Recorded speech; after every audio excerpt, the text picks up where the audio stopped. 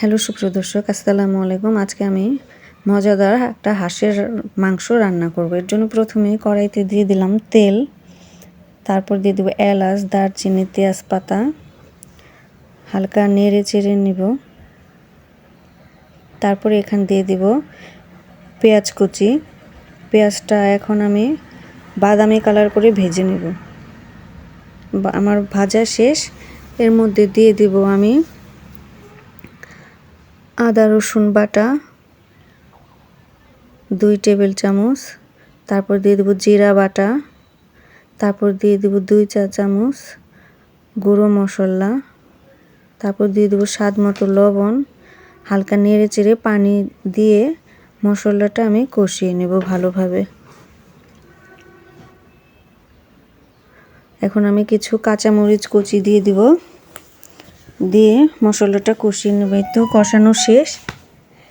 এখন আমি দিয়ে দিব হাঁসের মাংসগুলি।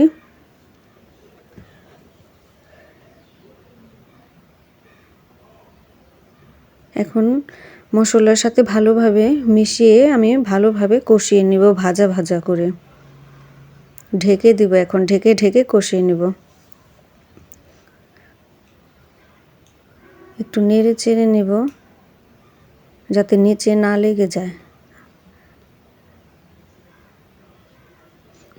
এর তো আমার ভাজা ভাজা করে কষানো শেষ। দেখতেই পাচ্ছেন কালারটা কত সুন্দর চেঞ্জ হয়ে গেছে।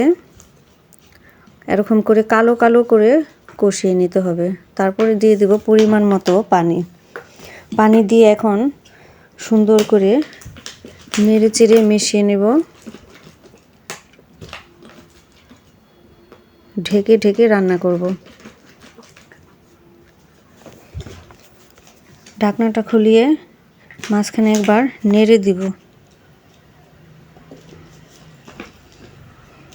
দেখতেই পাচ্ছেন কত সুন্দর হয়েছে। এই তো হাঁসের মাংসটা আমার প্রায় হয়ে গেছে। কালারটা দেখতেই পাচ্ছেন কত সুন্দর হয়েছে, কত লোভনীয় হয়েছে। কালারটা কত সুন্দর হয়েছে দেখুন।